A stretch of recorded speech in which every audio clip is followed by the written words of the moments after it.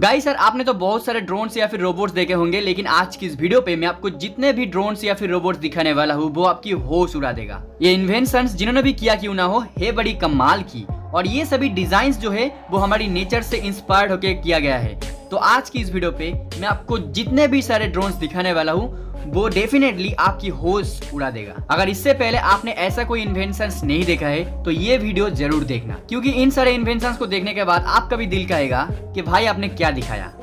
तो यार सबसे पहले बात करते हैं इन इमोशन बटरफ्लाइज के बारे में, जो बहुत ही कमाल की है। इन्हें देख के आपकी आंखें भी धोखा खा सकता है कि ये रियल है या फिर फेक। टेक्निकल दुनिया में इन्हें बायोनिक बटरफ्लाइज भी कहा जाता है। इन छोटे छोटे नाजुक नैनो मशीन्स को बहुत ही अल्ट्रा लाइट डिजाइन दिया गया है, और तो और इनमें आर्टिफिशियल इंटेलिजेंस भी प्रोवाइड किया गया है और इनको बहुत ही प्रिसाइजली बनाया गया है। इन नैनो मशीन्स की विंग्स मोशन देख के आपको पता चल जाएगा कि इनको कितना प्रिसाइजली डिजाइन और डेवलप किया गया है। जिस रूम में ये प्रेजेंटेशन किया जा रहा है उस रूम में 10 इंफ्रारेड कैमरास लगा हुआ है और जीपीएस की मदद से इन सभी बटरफ्लाइज को उड़ाया जा रहा है। इन सभी बटरफ्लाइज के विंग्स में इंफ्रारेड मार्कर्स दिया गया है, जिसके मदद से जो इंफ्रारेड कैमरा से उसके मदद से जो सुपर कंप्यूटर या फिर मास्टर कंप्यूटर है वो इन सभी बटरफ्लाइज को मॉनिटर कर रहा है। और ये काम कितना प्रिसाइसली है वो इन सभी बटरफ्लाइज की जो विंग्स की मोशन या फिर एरोडायनामिक्स डिजाइन है वो देख के ही आपको पता चल रहा है। तो गाइस यार अभी से सावधान हो जाओ, क्योंकि फ्यूचर में शायद आपके गार्डन में भी ऐसा बटरफ्लाइज घूमते हुए आपको दिख सकता है।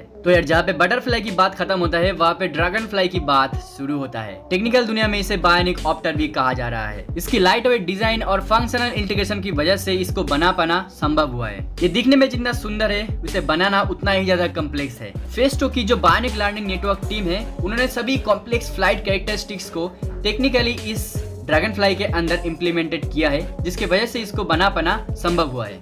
इस बायोनिक ड्रैगन फ्लाई की जो बॉडी है वो बहुत ही लाइट वेट है, इसी वजह से इनको किसी भी डायरेक्शन में मूव किया जा सकता है। आप ये सुन के शॉक्ड हो जाओगे कि इन नैनो मशीन्स के द्वारा हॉवरिंग भी किया जा सकता है, इनकी विंग्स को फ्लैपिंग किए बगैर ही, जो अपने आप में ही एक माइक्रो इंजीनियरिंग की करिश्मा है। इन छोटे छोटे मशीनों में हेलीकॉप्टर से ज्यादा बाहरी कंडीशंस को सहन करने की क्षमता है। तो गाइस यार दिल थम के बैठो, क्योंकि शायद फ्यूचर में आपको अमेज़न सेल में ऐसा ही एक ड्रैगन फ्लाई खरीदने के लिए मिल सकता है। तो यार इन कम्प्लेक्स छोटे छोटे मशीन्सों के बारे में आपका क्या ख्याल है मुझे कमेंट में शेयर करके जरूर बताना।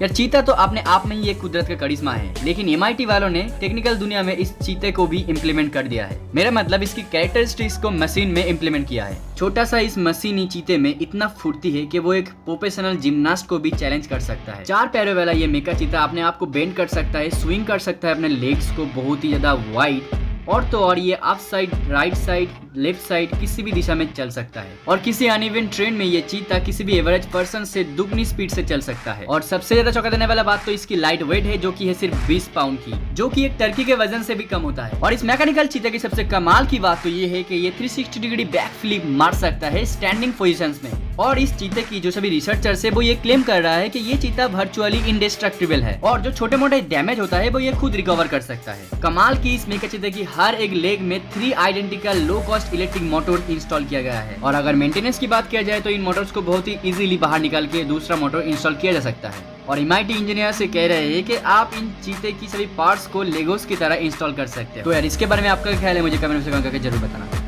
इस कमाल की मैकेनिकल डॉग को बनाया है बोस्टन डायनामिक्स ने, जिसकी वेट है 25 किलोग्राम की, हाइट है 83 सेंटीमीटर की। ये मैकेनिकल डॉग बड़े आराम से सीढ़ियां चढ़ सकता है या फिर किसी ब्लाइंड पर्सन को अनइवन ट्रेन में नेविगेट कर सकता है। और ये बहुत ही छोटा है, इसी वजह से आप इसे बड़े आराम से घर में यूज कर सकते हो। इसकी डिजाइन भी उस चीते जैसा ही है, जहाँ पे व्हील्स वाले रोबोट्स को नहीं भेजा जा सकता वहाँ पे इस डॉग को भेजा जा सकता है। मेरा मतलब है इस मैकेनिकल डॉग को भेजा जा सकता है। और खास बात तो ये है कि इसका एक जायंट वर्जन भी है, जो दिखने में भी बहुत ही खतरनाक लगता है। गाइस यार फेस्टो की तरफ से आने वाला इन एक्वा पेंगुइन्स के बारे में आप क्या कहोगे? ये मशीन सच में लाजवाब है। ये पेंगुइन्स अपने आप को नेविगेट कर सकता है इंडिपेंडेंटली इन ऑल डायरेक्शंस। जिस तरह से रियल पेंगुइन स्विम करता है उसी तरह से ये रोबोटिक पेंगुइन्स भी energy efficient flow pattern follow करता है। इन पेंगुइन्स की सबसे कमाल की बात तो ये है कि ये पेंगुइन्स बैकवर्ड में स्विम कर सकता है। इन पेंगुइन्स की जो डिजाइन है वो रियल पेंगुइन्स से इंस्पायर्ड होकर बनाया गया है। इसी वजह से कहा जा रहा है कि मदर नेचर हम लोगों को ये हर वक्त सिखाता है कि मिनिमम एनर्जी इनपुट करके किस तरह से मैक्सिमम परफॉर्मेंस पाया जा सकता है। इन पेंगुइन्स की हर एक छोटे छोटे टर्न्स या फिर डाइव देख के आपको बिल्कुल भी ये नहीं लगेगा कि ये रोबोटिक पेंगुइन्स है। इन पेंगुइन्स में आर्टिफिशियल इंटेलिजेंस भी यूज किया गया है ताकि ये अपने आसपास की सराउंड्स को मेजर कर सके, मतलब कितनी गहराई है, कितनी ऊंचाई है। तो गाइस समुद्र की गहराइयों से लेके आपकी स्विमिंग पूल में नजर रखने के लिए इससे अच्छा टूल और कुछ नहीं हो सकता। और अभी आप देखने वाले हो दुनिया की सबसे कमाल की चीज, जो की है बायोनिक एंड्स। यार रोबोट्स जितना छोटा होता है उसमें इंटरेस्ट उतना ही ज्यादा होता है। यार इन कम्प्लेक्स एनिमल्सों की कम्प्लेक्स रोबोट बनाने में कितनी कम्प्लेक्सिटी का सामना करना पड़ा है फेस्टो के इंजीनियर्स को, वो शायद आपको नहीं पता चल सकता। लेकिन यार आप इन खूबसूरत रोबोट्स को देख के इनकी मजा जरूर ले सकते हो। यार रियल एंड्स की तरह ही ये रोबोटिक एंड्स भी एक साथ ही काम करता है। इनकी डिजाइन बिल्कुल एनाटोमस है और वो एक दूसरे से बात भी करते हैं, कोऑर्डिनेट करते हैं अपनी एक्शंस और मूवमेंट्स को। और हर एक एंड हर एक मूवमेंट में किसी न किसी तरह के डिसीजन लेता रहता है। और यार इन एंड्स की जो डिजाइन है वो हमें इंस्पायर करते हैं फ्यूचर में इससे भी अच्छे इंटरेक्टिव रोबोट्स बनाने के लिए। इस एंड की दोनों ही आंखों में आपको नैनो कैमरा देखने को मिल सकता है। तो यार मुझे लगता है कि इससे अच्छा स्पाई अभी तक पैदा नहीं हुआ। तो यार साइंस की इस छोटी सी करिश्मे के बारे में आपका क्या ख्याल है, मुझे कमेंट में करके जरूर बताना।